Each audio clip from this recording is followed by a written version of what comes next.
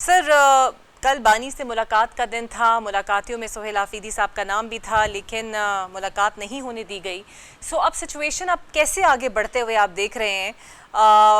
आपको लगता है कि एक ऐसी हिकमत अमली के साथ आप लोग एक ऐसी तहरीक चला सकते हैं जिससे दबाव बढ़ सके?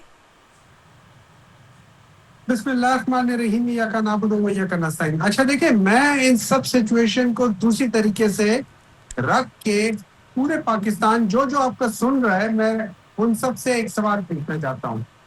पिछले 4 साल में पाकिस्तान की मईशत का बुरा हाल हो गया है। कलेक्टिवली पाकिस्तान की मईशत पाकिस्तान की पॉपुलेशन से स्लो ग्रो कर रही है। अब मुझे एक बात बताएं, क्या ये पाकिस्तान के लिए जरूरी नहीं है कि पाकिस्तान के अंदर पॉलिटिकल स्टेबिलिटी आए? हमें इस मुल्क को स्टेबलाइज करने के लिए उस शख्स के साथ पैचअप करना पड़ेगा, क्योंकि उसके बगैर स्टेबिलिटी नहीं आ रही। तो अगर ये मुलाकातें नहीं हो रही, इसका नुकसान इमरान खान को नहीं है, इसका नुकसान पाकिस्तान को। इमरान खान ने तो कहा था मैं सह जाऊंगा, इमरान खान ने तो कहा था कि नुकसान मुल्क का होगा, इमरान खान ने तो चलिए कहा सर, था आप लोगों को ये नुकसान तो हो रहा है ना, मुलाकातें आप लोगों की बंद है, रिहाई का उनका कोई चांस नजर नहीं आ रहा, और तहरीक आपको सिर्फ मुलाकात करने के लिए चलानी पड़ रही है। मतलब आप लोग एक स्टेप पीछे आगे नहीं बढ़े, बल्कि कई कदम पीछे पहुंच गए हैं।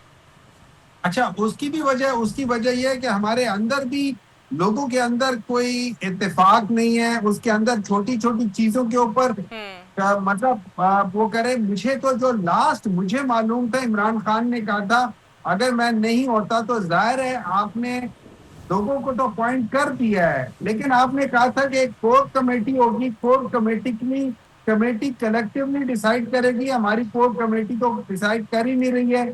हमें पॉलिटिकली एक कोर कमेटी, जो कि किसी भी पॉलिटिकल पार्टी की बिल होता है, हमें उसको लेकर एक्टिवेट करना पड़ेगा। उसको हमें कलेक्टिव डिसीजन लेने पड़ेंगे, सही हो या गलत हो, लेने पड़ेंगे।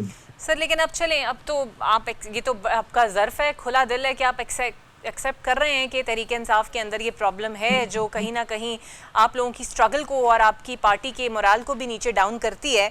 अब आप लोग मज़ाहमत के ज़रिए दबाव डालना चाहते हैं कि मुलाकात हो जाए। एहसन इकबाल साहब कहते हैं कि जनाब अभी फ़िलहाल ये मुल्क मुतहम्मिल नहीं हो सकता धरनों का, रैलियों का और इस तरह के दबाव का। हुकूमत अगर अब आपसे मुज़ाकरात करती है, जो कि ऐसी खबरें आ रही हैं कि शायद कुछ दिनों में करे और आपको शायद रसाई भी दी जाए खान साहब तक, तो आप लोग करेंगे खुले दिल से बातचीत, या इस मामले को भी लेके आप लोगों के अंदर कुछ डिफरेंट राय पाई जाती है?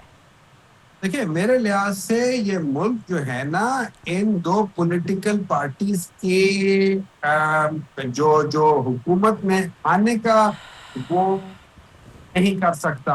वो क्या लफ्ज आपने कहा था कि मुतवज्जल नहीं हो सकता, या जो भी लफ्ज था मुतहम्मिल नहीं उर्दू हो का, सकता, एहसन इकबाल साहब था। मुतहम्मिल नहीं हो सकता। सॉरी, मेरी उर्दू उतनी अच्छी नहीं है। मुतहम्मिल नहीं हो सकता। मेमन और वो साहब, वो तो सिस्टम है चल रहा है जुल्म का, और ऑब्वियसली वो वो तो जुल्म चलेगा। का मोहसिन निजाम नकवी है। साहब ने तौसीक भी की है इसकी। अब आप लोग हुकूमत से बात करेंगे सर, या फिर इसको भी लेके कोर कमेटी में एक दो राय मौजूद है? देखिए, मेरे लिहाज से बातचीत के अलावा कोई और रास्ता नहीं है, जी। लेकिन मेरे लिहाज से ये जरूरत हुकूमत की पाकिस्तान तरीके इंसाफ से ज्यादा है। तो अगर आप मुझसे पूछे, मैं ये समझता हूँ हुकूमत को जाके उनके 2 या 3 बंदे, और अगर बहुत डर लगता है तो वो किसी ऑपोजिशन लीडर को, मौलाना फजल रहमान को या किसी और को, अच्छा जैन साहब को, या मैं पार्टी के अंदर 3-4 नाम बता देता हूँ जिसमें रऊफ हसन साहब एक हैं, आप इनको भिजवाओ और इमरान खान से बात करवाएं। इनमें से कोई शख्स ऐसा नहीं होगा जो बाहर आके कोई ऐसी बात करेगा जिससे लोगों को शायद उस चीज से कोई एतराज हो। ये जाके बात करेंगे और इमरान खान की गारंटी देकर लेकर भी आएंगे कि भाई इमरान खान इस सिस्टम को, जो कि सीधा सिस्टम है, जो सर है, चलें, आप लेकिन वो सजेस्ट कर रहे हैं, आपकी सजेशन मान ली जाती है, मुलाकात आपकी बहनों की या कुछ लोग जो आपको लगता है मेरिट पे पूरे उतरते हैं उनकी मुलाकात होती है, तो क्या उसके बाद सर आप लोग लॉन्ग मार्च को मौखर करेंगे? क्या ये उम्मीद की किरण है और आपसे मुलाकात के थ्रू शायद ये देखिए राह हमवार हो जाए? देखिए, अगर मेरे लॉन्ग मार्च या मेरा एहतजाज जिस वजह से हो रहा है, जब वो वजह पूरी हो जाएगी, जी। मैं क्यों लॉन्ग मार्च करूंगा? मतलब I do not understand the rational behind it, या वो जो फियर है उसके पीछे।